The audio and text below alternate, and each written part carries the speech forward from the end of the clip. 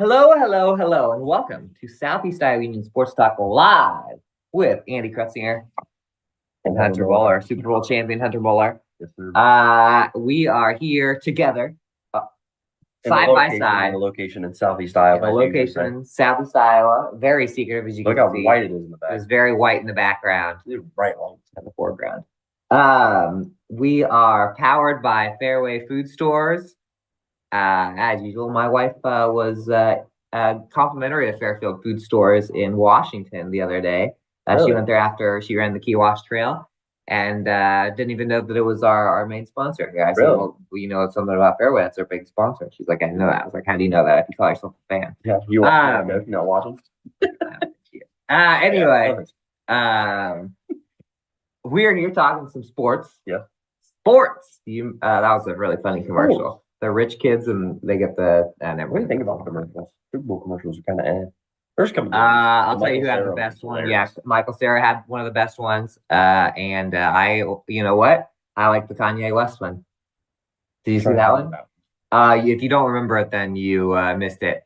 I missed it too, but I saw it later. It's just a cell phone video. Kanye's in his car, and he's like, "We spent so much on the Super Bowl spot that we didn't have any money left for the commercials. So just go to my website." Very funny. So it was just him. It was just him in his car, yeah. That's funny. And you could tell it was like a one-take shot. So I thought he overshadowed Taylor Swift again. And anyway, yeah. We'll have to talk a little Super Bowl after our second commercial. How about that? We'll do that. We'll address the elephant in the room. But first, we're talking about wrestling. Yes, sir. And we are in prime wrestling. What do you call it? Like we're in like wrestling. This is the weekend. Yeah. Or this is the show right here. Yeah. Because we are in between the district wrestling tournaments this last weekend and the state wrestling tournaments, which are coming up this weekend at the one and only Wells Fargo in Des Moines. Great place to be. Yeah. Great awesome place to be, especially when it's state wrestling or basketball. I'm gonna talk a little 2A first. Yeah. Hit us. I was in Fairfield. They split our teams up a little bit. Upset me. You know, there have been years where in 2A. Yeah, there have been years where in 2A where Fairfield, Mount Pleasant, Washington, Mid Prairie, and Columbus WMU are all in the same district. Which almost makes it kind of tough, like for the area kids, because usually they're knocking each other off and things. Yeah. Then it's well, also it makes it a little tough to cover because you're just sitting there at every single match. For some reason, they all got split to 3 different places. But I was in Fairfield, where Fairfield and Mount Pleasant were gunning for some state berth. And of all of our area teams, nobody did it like the Fairfield Trojans. They will send 5 guys to the state tournament. They had 2 champions. At 106, Cale McCabe will be going back to state.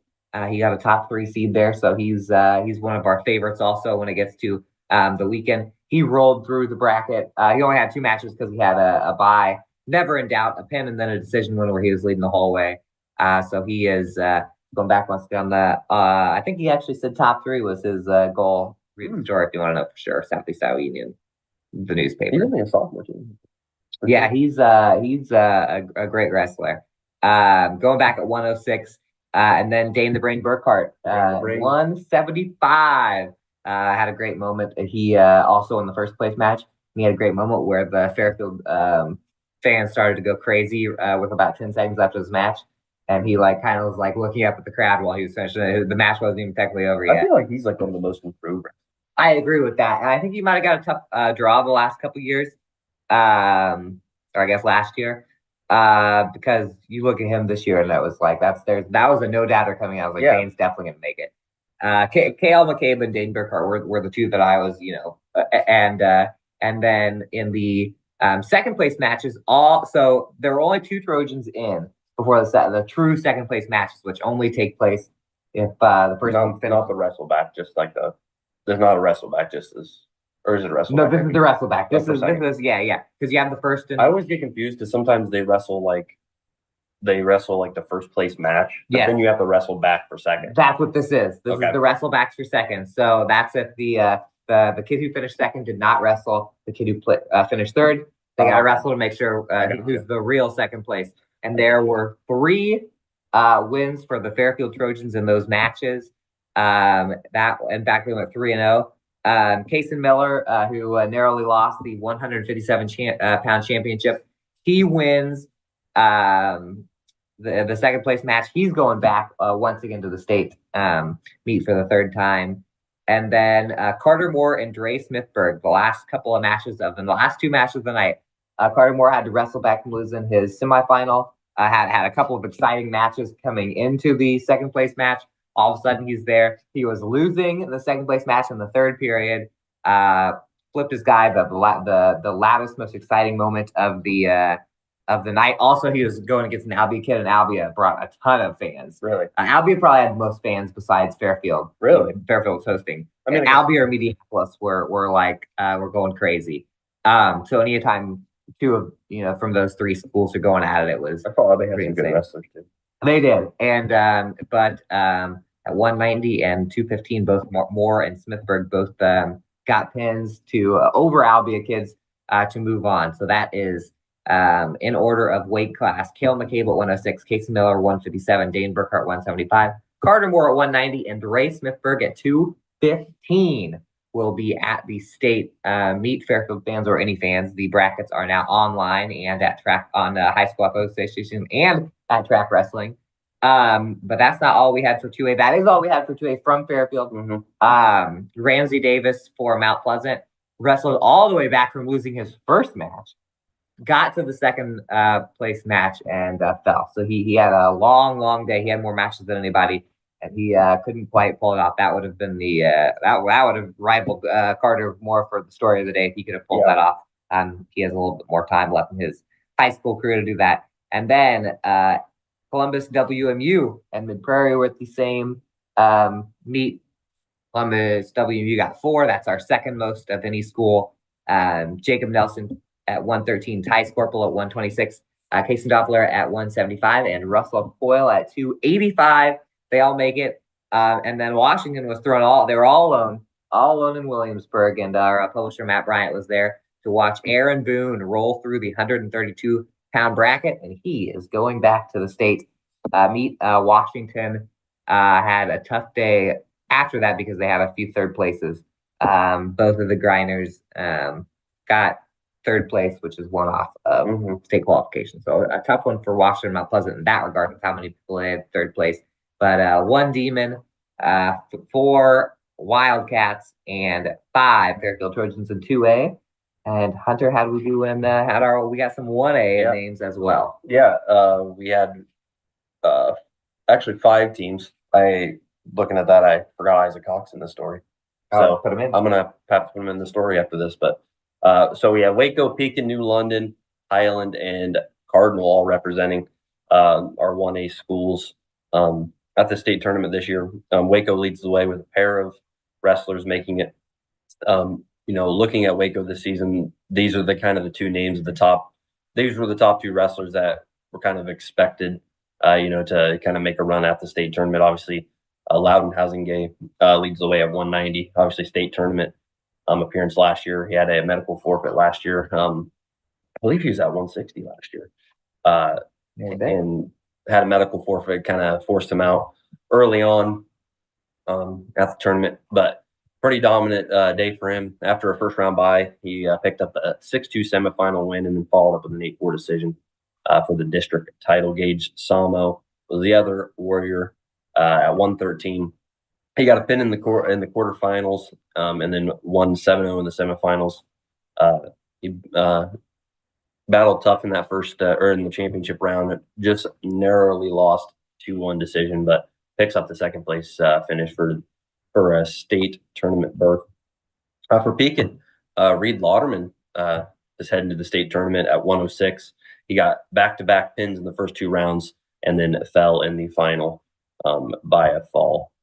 And then he did have to wrestle back for second, but ended up winning that match 6-1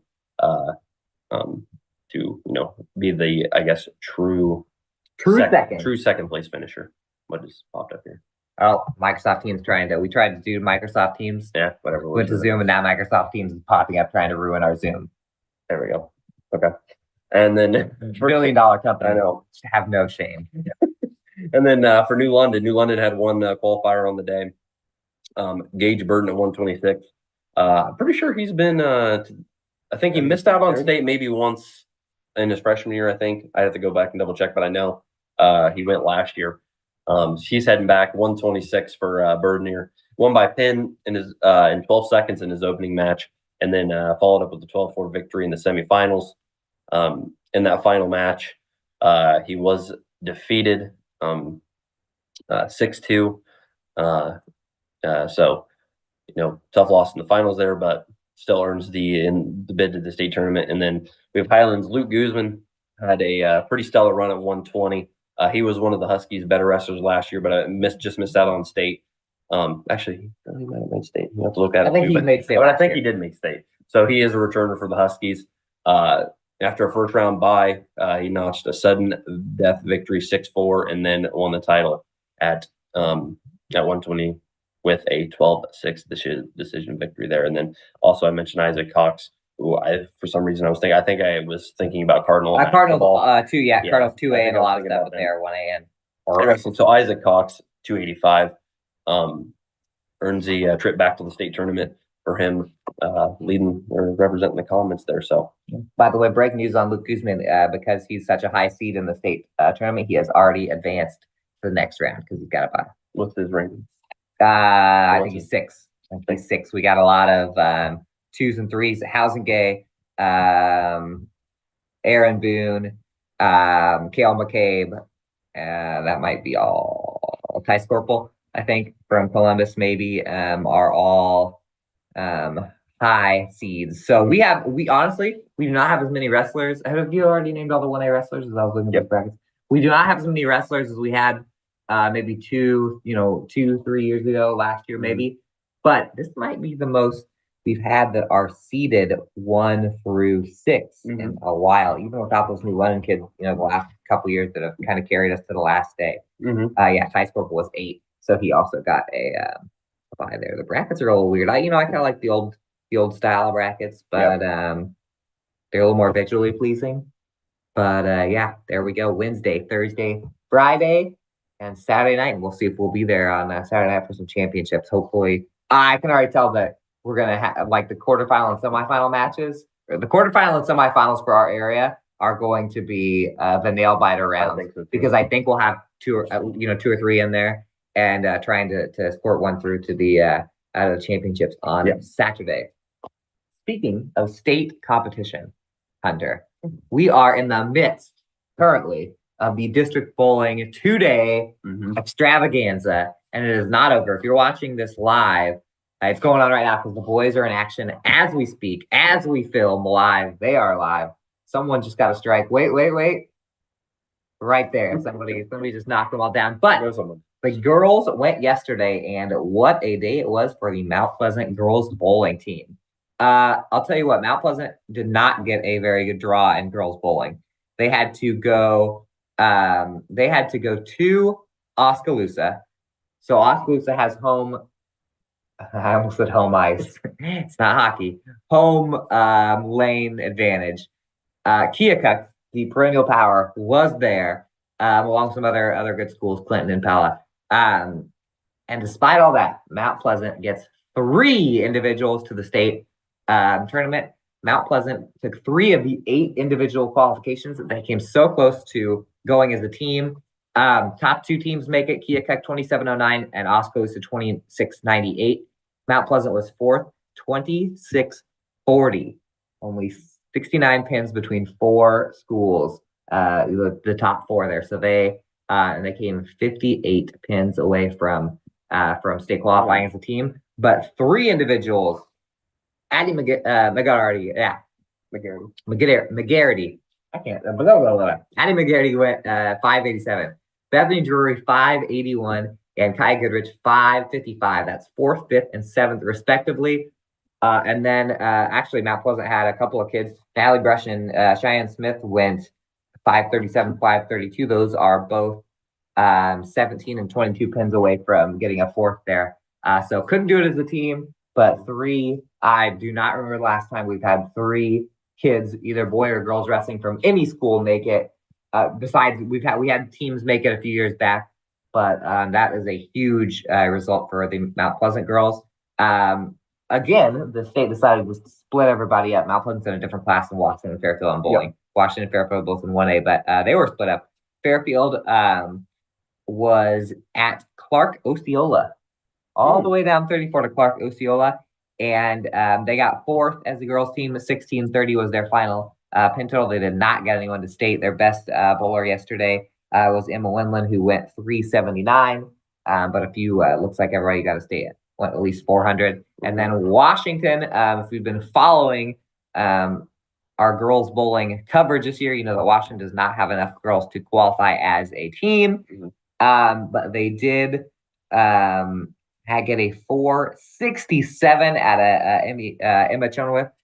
467 would have been enough in a few places to get to state, but at the Louisa Muscatine meet, where Louisa Muscatine happens to be, and Louisa Muscatine happens to be a bowling power, doesn't get you through because 5 Louisa Muscatine bowlers were 523 and over. But Sigourney Keota, Jade Montgomery did go 528, so she will be there out of that district. So we got 3 from Mount Pleasant, we got 1 from Sigourney Keota, and that's it. Sigourney Keota also got 3rd as a team.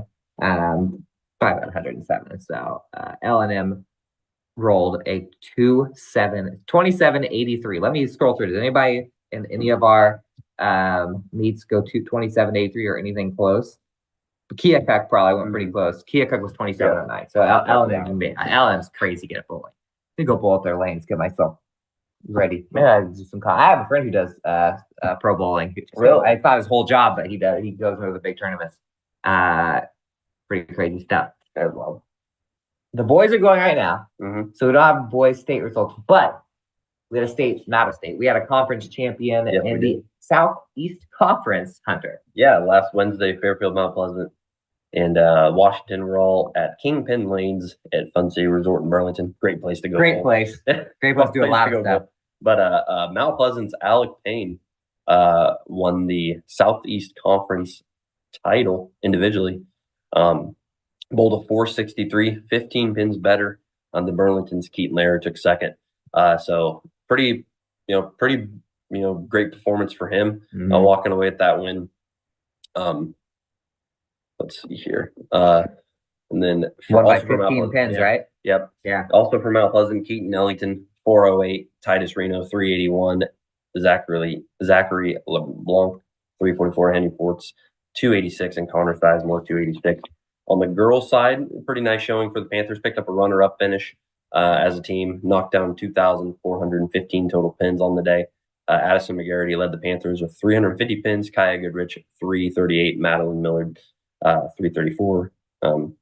Cheyenne Smith, 297. Bethany Drury, 283. And Natalie Rush, 244. For the Washington boys, 2,219 pins, and the girls 1,007 pins. Obviously, Andy mentioned the girls don't have enough for a total team score, so that's why that's kind of on the lower end there. Caleb Zieglowski finished the day with 447 pins to lead the Demons there. Kelton Burke 325. Mason, how do you say his name? Oh, sorry, good. What are we looking at here? Cachinicio. Yep, there you go. Was 279. Cooper Zoss, 243, and Trevin Sulencic, 209. And on the girls' side, I mentioned not having a total team, but Emma Chenoweth, 246, Emma Loeffler, 227, and Brittany Devaney, 212. And then for Fairfield on the boys' side, Ethan Cass, 419, Jason Workman, 383 to lead the Trojans. And then the girls didn't have their scores in, so don't have those, but there you go. Obviously, Keokuk took the team titles on both sides. Yeah. I'm going to make a prediction right now for the boys' state qualifiers. I'm going to guess we got at least one because there are some individual studs for those 3 schools on the boys' side. I would have actually, before things kicked off, I would have said we had more boys' qualifiers than girls' qualifiers just because of the individual. Cass was a state qualifier last year. Zieglowski is just dominating. He's one of the best bowlers around. And then obviously Payne, especially when he just won the SEC, We played really well. should be playing really well. So I'm guessing that somebody's going to get through in that, but hopefully I'm not jinxing it. And we're going to get through to the next block of this show. Mhm. And all you people who tune in only for basketball, we usually start with basketball. Mhm. We got all basketball from here on out. So enjoy our sponsors. We'll be back with a little big school and small school basketball action.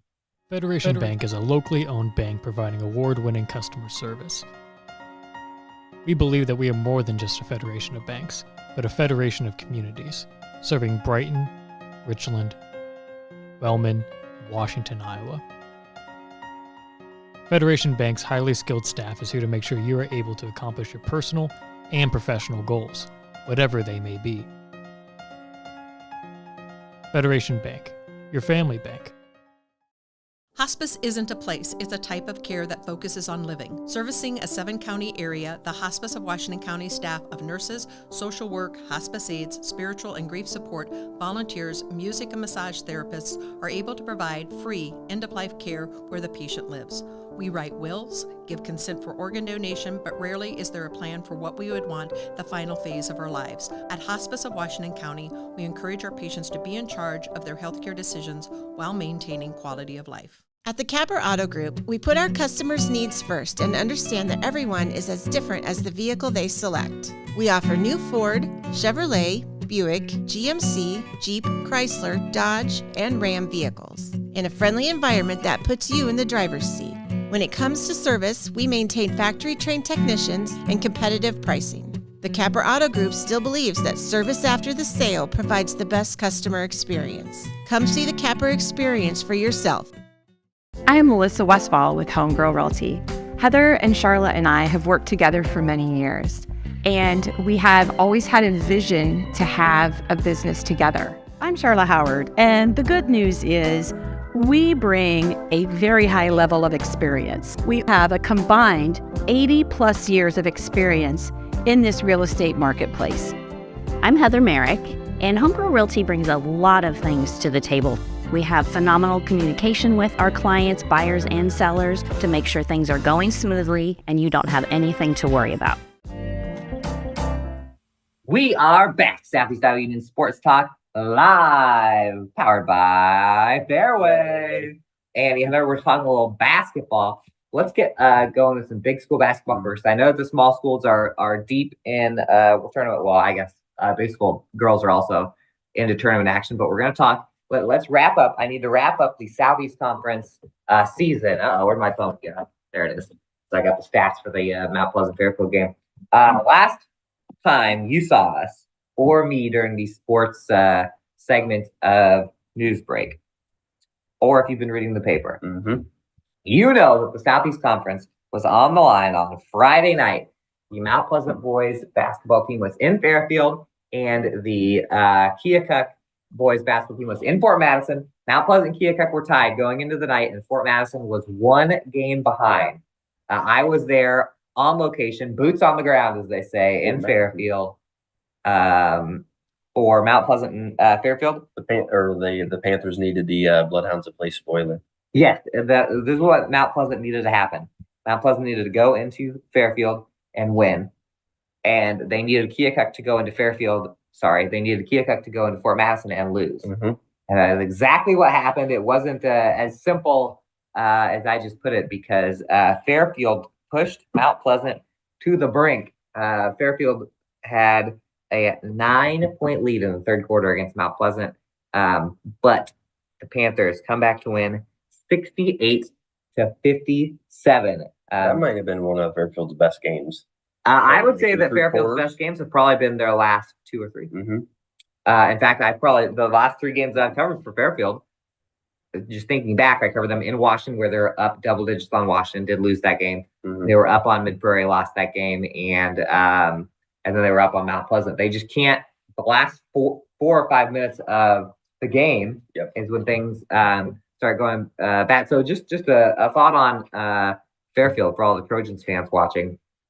I remember a Fairfield boys basketball team that had a young Max Wheaton, Tate Allen, and that class. They did not win a lot of games when they were younger. I think maybe 4 or 5 games. They got the 8th seed in the district tournament, sub-state tournament. I remember being there in Davenport, Iowa. Washington and Mount Pleasant, for some reason, played in Davenport the first round because they were the 4 or 5 seeds. And Fairfield played against Davenport Assumption, a favorite to go to the state tournament. And they had them, I think it was like a 5-point game with like 3 minutes left. Really? The closest 8 seed to 1 seed. So yeah, and you know what happened after that? You know, a Fairfield kind of rose towards the top of the conference. Yep. Never won the conference. So definitely some lucky charms at the end of the rainbow for Fairfield. But for Mount Pleasant, we had a 48-point performance from Peyton Higgins and Christian Stacy. 28 for Higgins, 20 for Stacy. Higgins at 21 at halftime. There was the way things are going. I was like, is Higgins going to score 50 points and Fairfield still wins? He had almost all of Mount Pleasant's points in the first half. Third quarter came around. Fairfield had them totally rattled. It was a 9-point game. The game turned when Zachary Newton for Mount Pleasant got an offensive rebound and one. And then he missed the free throw, got that offensive rebound. It was 1-on-4 of the rest of the Panthers were backed off of the line. He got that rebound and got fouled. That made it a 4-point game going into the fourth quarter. And that is what flipped the game on its head. And then Christian Stacy had a huge fourth quarter for Mount Pleasant. He had a go-ahead and won, and Fairfield never led after that. So the Panthers win that game. Minutes after that, we get word that Fort Madison has beaten Keokuk. Everyone kind of knew that Fort Madison's up. So Keokuk falls to the rivals in the Hound Dome, which means the Mount Pleasant boys basketball team is your conference champion alone for 2023-24. That's back-to-back titles, 8-2 seasons for the Panthers, both years. So congratulations to Coach Eric Ross and the Panthers, back-to-back champs. Cool. And then the girls, Keokuk, flew through that one. They're the champions there, and we are into the postseason. And unfortunately, a couple people are out of the postseason. Why don't you take me through your games this weekend or whatever your plan is? So, I was in Washington for their basically opening 3A quarterfinal matchup. Drew Davis County in the first round. You know, on paper it was pretty evenly matched. Matchup kind of played out that way as well. For 23 minutes, so right around 3/4 of action. 5 points was the most that separated the two squads at any time, and really it was even closer than that. And the most time, I just 5 points was the most, and normally it was 4 or less for the majority of that. So really tightly contested contest. They really could have won either way. Biggest difference in the game is Washington just had a tough shooting night. Seemed like they just had a lid on the basket. It was kind of what Coach Shannon Rugg talked about after the game. Had some easy looks, just couldn't get them to fall. And then they also missed 10 free throws, which kind of ended up being the difference in this as well. So Washington loses 39-28, ending their season. Late in that third quarter, Washington found itself down 24-19, just over about 3.5 minutes to go in that.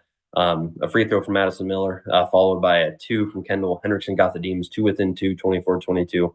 But in that final minute, Davis County pulled ahead, dropped in its largest lead of the game, 26-22, and then they ended on a 5-0 run to make it 29-22, heading into that final period. Well, Washington didn't really let up, didn't get discouraged heading into the final frame. Obviously, started on a 4-0 run.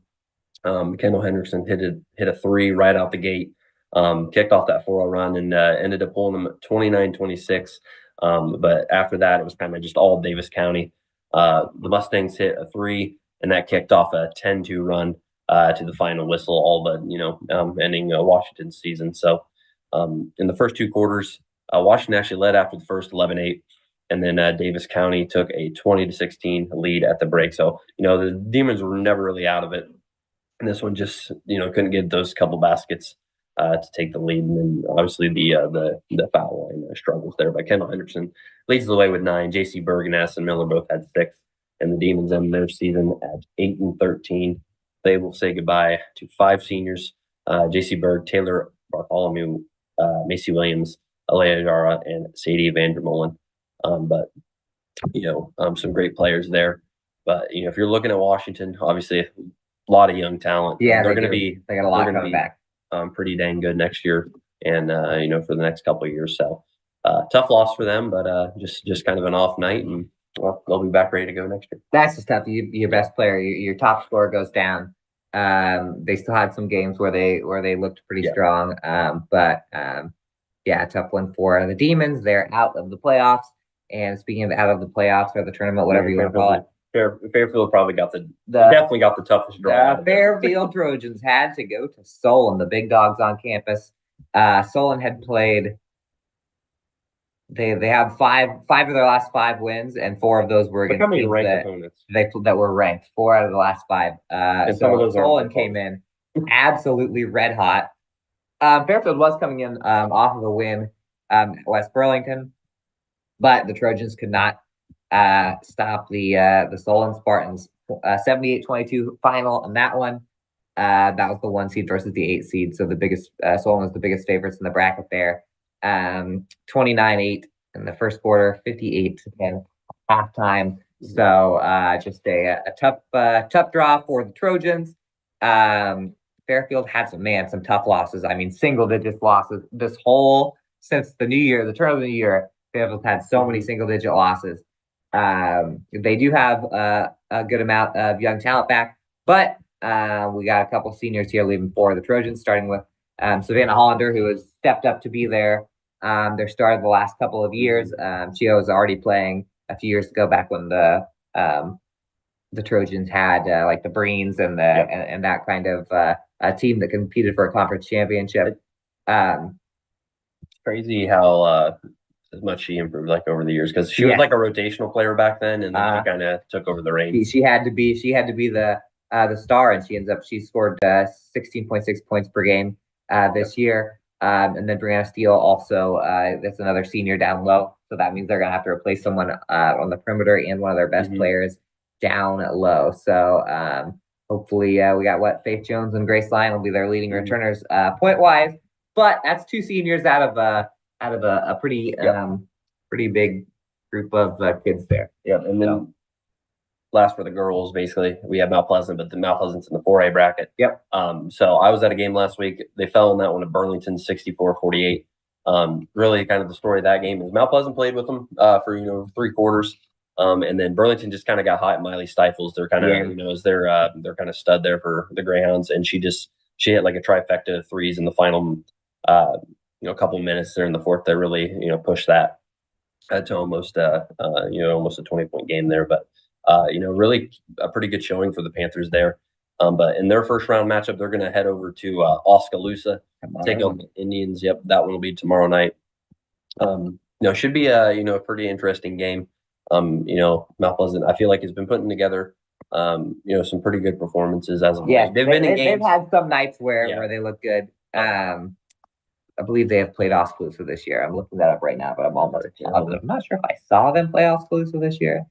I'm pretty sure that Mount Pleasant Oskaloosa played December 5th. And it wasn't a great one, that. No. 955-17 Oskaloosa. But all-time series, Mount Pleasant's won 4 of the last 6. So take that off, Oskaloosa. That's our last big school girls team, unless you count Mid Prairie, who is a big school girls team because they're 3A. They're the same class as Washington and Fairfield. They rolled Albia in the first round, and Mid Prairie will be at. Where are they at tomorrow night? Mid Prairie. I don't even remember. Where are they playing? I remember. Do you remember? They will be at Sheraton High School. Oh, yeah. At the Charger Dome, the house of Andy. I do remember seeing that now. That will be, I think, because I'm from Sheraton, I know the Chargers a little bit. I've watched a couple of their games. They have it on Sheraton TV. By the way, Mid Prairie fans, Sheraton.tv will cover that game. So if you can't make it the long trip, it will be live streamed. Unless every time I see Sheraton, I always think of you. Yep, that's good. Like that's Andy's probably already got this one locked on to watch. And I'm going to tell you that Mid Prairie and Sheraton, I think that's going to be a really good game. That is going to be an interesting battle. And the winner of that will go to the regional final. So we'll see if we can get somebody from there. We got small school basketball tonight with Columbus and West Burlington girls. One of us will be at that. And then why don't we run through the small schools real quick? just Yeah. kind of a rundown of how they've done. First off, I've been to 2 Waco tournament wins in the last 5 days. Last night, Waco over Pekin 57-42. Pekin really put Waco to the test. They had them. It was a 4-point game in the fourth quarter, thanks to some hot shooting and some nice pressure defense by Pekin. After 3 quarters, it was 38-31 as a 4-point game. Isaac Rich hits a 3-pointer for Waco with 6 minutes left. That sparked an 11-0 run, and Waco survives a pretty hungry Pekin team. Waco had just blown Pekin out just a few days earlier, so it was a really, really strong showing by Pekin. Thanks to Vinny Dahlstrom's 15, Jaden Wolver's 10. Jaden Wolver had one of the most incredibly athletic blocks I've seen this year. Almost sent it out of into the stands. I audibly gasped on his block, and that was during the height of Pekin might pull this off. Colton with the 26 points. And we had him for 16 rebounds. Varsity battle, that might be official. That was the unofficial last name. 26 and 16. He played awesome. He was hitting threes. He was completely unstoppable. Hunter, he's only scored 6 points, and he had 0 at halftime. Really? And Waco is still winning thanks to Lichty and then Chase Waterhouse at 14, and he had double-digit rebounds. Those two are going to be integral, I think, for man, the playoff run. Yeah, having 2 big guys inside. And you're going to talk about that in like 5 seconds because you were at Winfield last night for Winfield New London. But having big guys inside, especially when you get to the later in the rounds, and if you get to Wells Fargo where nobody shoots well because of the court dimensions, those are pretty big. So how did Winfield do last night? Yeah, headed over to Winfield to watch some first round action. Obviously, New London. I was at that game. New London had to win the play-in to, just a play-in round to get into the first round, I guess, technically, but. New London beat Columbus in that one 65-52. So earned them a spot in the first round against number 1 seeded, top seeded Winfield Mount Union. Wolves pretty much dominated this one. It was kind of close early on, but you could just kind of tell from the jump that the Wolves were kind of going to make it really tough on the Tigers, and that's what we kind of saw. 70-37, Winfield Mount Union advancing to the next round. It was 16-9 after the first. New London was able to hang around. Brigham Porter hit some wild shots. He ended up having 11 points in the first half, kind of keeping New London in it. Pretty much every shot was pretty contested. I mean, they got some Towers down low and Abram Edwards and Cam Buffington down low, and then Jake Edwards is tall himself, but ended up turning it into a 35-18 lead at the half. And from then on out, the Wolves just kind of tacked it on. Really, I think, I've only seen Winfield play twice, and I think last night you kind of see how dangerous they can be because Jake Edwards was knocking down the threes. Gabe Hemsworth hit one. And when Winfield's hitting the threes, the inside-out game it works. It's just magical, pretty much. They were hitting, and then kind of in the second half, when New London was kind of sinking in, then they were kind of forced to, step out, and then kind of Abram Edwards went to work on the block. Buffington got some easy layups off the break and doing work down low. Cam Buffington did have 2 buzzer beaters end of the first quarter, and then at the half, buzzer beating 3. So when he's kind of think about him being more physical, but when he's doing that, it's I mean, there's not much you can do about that. Even when he's just taking the ball up the court, it's like, well, what are we gonna do? You have to get everyone down low to stop the ball, and then you have shooters around. But in that third quarter, they were just getting Abram Edwards on the block, and he's just so big. He was just putting over everybody. So tough end of the season for the Tigers, but Winfield Mount Union's a lot to deal with, and they're rated inside the top 5 in Class 1A for a reason. But New London ends its season 5-17. Winfield Mount Union moves to 17-2, and we'll move on. And they're going to be playing Danville, which it always makes me nervous when the Southeast Iowa Super Conference teams play each other, because the last 3 years, it's been one of those teams is knocked out. They've knocked out each other, and it feels like the top seed always gets knocked out. I don't know what it is, but I'll double down on that. I'd say it's the last 7 years. Yeah, it might be. It's been not to scare Winfield fans. Yeah, but I could just rattle off top teams. It was like the one year New London was the top seed, lost to Waco. I was there. And then the next year Waco was the top seed, lost. I was there. And then Danville beat Winfield that one year, and I was talking to Danville beat Waco in the regional final. I was there. Yeah, but this I will say this Winfield team is like, I don't know, it just feels different. It does feel The different. physicality But- of the players down low, and they got shooters around the outside. They're like the one team I don't know that you wouldn't want to face just because of the fact that they can basically do it all. Yes, I agree that it feels different. I also agree that part of it feels the same because they'll have Danville. That's a really good team. Mhm. That you shouldn't be playing that good of a team at that round. Mhm. Then they'd have Waco or Notre Dame, which is only in the district final, which is probably enough talent for a sub-state final. And then the sub-state final potentially against Holy Trinity, who just dropped. Yeah, like, we were talking about the brackets, and we're like, no, it looks pretty good for Winfield. But then you like think about it, and you're like, all these Southeast They're- Iowa Super Conference teams have played like everybody else plays Yes. too. It's like, They're and then teams Holy that they Trinity's beat, but on the they're other teams that- side. yeah, And yeah. it's like, but I don't know, postseason's different, It's just It like everybody brings their best to the table. Yes, they do. We're going to go to a quick commercial, and then we're just going to do a rundown of the other tournament wins. So it's going to take like 2 minutes. Yep. Spoiler alert. So we will be back with the rest of the playoff roundup. Very quick, just scores. Don't worry, Alex. This is going to get over in less than an hour. We'll be back.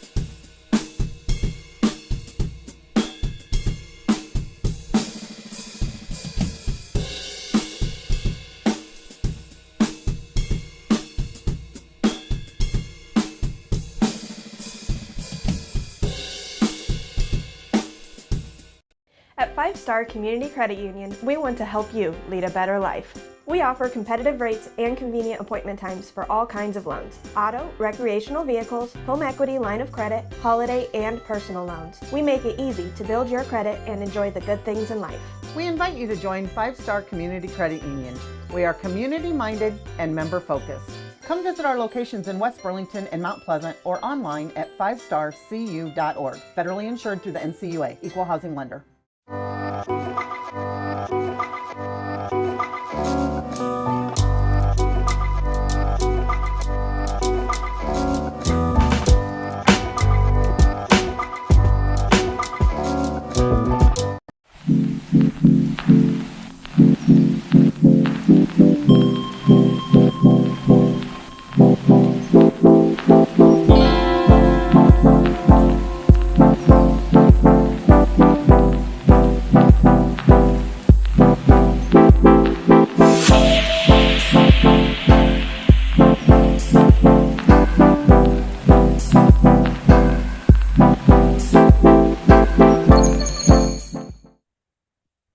We're back. We're still powered by Fairway.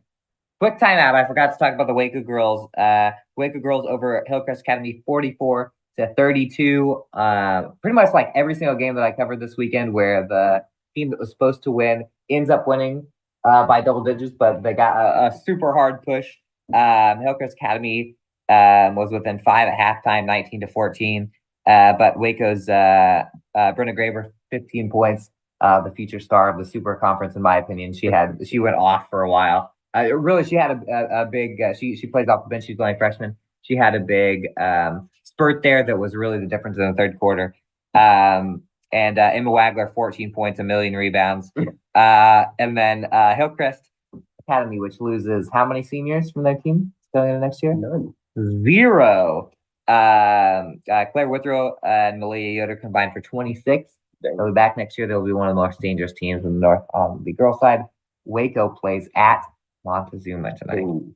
So Montezuma's we're gonna good. need some balls and some Montezuma shots to rim out, Mhm. some bounces to go our way. Real quick, boys. Yep. From last night. Boys from last night, we've got Mid Prairie. We had a lot of our teams win. Sad part is they knocked out some of our other teams. Mid Prairie wins 68-53 over Cardinal. Andy already mentioned the Waco Pekin score 57-42 for the Warriors. Moved to Mount Union 70-37 in New London. Keota gets its opening round win pretty dominant, 99-35 over English Valley. And then we've got Hillcrest Academy 65-24 over Lone Tree. And then our couple of losses here of teams we didn't cover or we don't cover is Mediapolis 75-38 over Van Buren County. And then Highland, really tough draw first round, taking on top seeded number 1 overall, Northland 117-36. So that's our that's the rest of our boys roundup there for playoff action. So still got a good amount of teams left, and it's only going to get tougher from here on out. Yes, it will. And speaking of tough, one of us had a tough night on Sunday night. One of us had a good night. Quick final score of the weekend: Kansas City Chiefs 25, San Francisco 49ers 22. Hand up. I have one of my best friends is a Chiefs fan. I was cheering against them hardcore, especially because George Kittle's on the 49ers. Yeah. But quick, in about 20 words or less, what's your experience from Sunday night? I've never felt more nervous in a fourth quarter and overtime than I did on Sunday night. But it was a great game, and the second half was. I mean, it was defensive battle. I feel like in the first half, but the second half was some of the best football I think watched all season. Maybe in the Super Bowl actually ever. I'll tell you, I have a new tradition. I started last on Sunday night. What did you do? I realized the best thing to do is have a Super Bowl party where everyone's cheering for the same team because we were all on the 49ers. See, I was That at a was Super Bowl exciting. party where everyone was cheering against the Chiefs. So I was just getting berated the entire time. But I tell you what, when did the you let him have it? oh, I was screaming. I was, yeah, I can tell you the story. We're gonna go. The only time the Bears have ever been in the Super Bowl in my entire lifetime. Hunter has 3 championships. I remember that in one. the last 5 years. I had one time when I was still in high school. The Bears were in the Super Bowl. Devin Hester opening kickoff. Opening kickoff. You were like, ooh. It was a super mixed bag Super Bowl party that I was at the church Super Bowl party, and one of my best friends in high school is also a big Bears fan. They ran back the touchdown, and him and I walked out of the Super Bowl party saying that It's over. It's over because the Colts aren't going to score on the Bears defense. Good game. And we came back to watch them eventually lose. But I remember that feeling. Peyton Manning. Never going to happen again. I'll be in my grave by the time the Bears. I doubt it. I will. We're in Bears right now, though. We're in Chiefs. Go Bears. Last 2085 Super Super Bowl champions. Well, I'm dead and buried. Not to get dark on you guys. But 2085.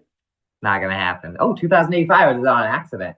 85 Bears. Yeah, there you go. That's what I'm Coming saying. back. I was like, ooh. Everybody, all you people who live a healthy life and eat right, you'll probably be like 90 at that point. But still, please go to my gravesite and sprinkle on some orange confetti or something. That's all we have for Zabby and Sports Talk. Yep. Stay tuned for news break later and read the paper. Follow us on Twitter. Yep. We'll be at some basketball tonight, so see you there.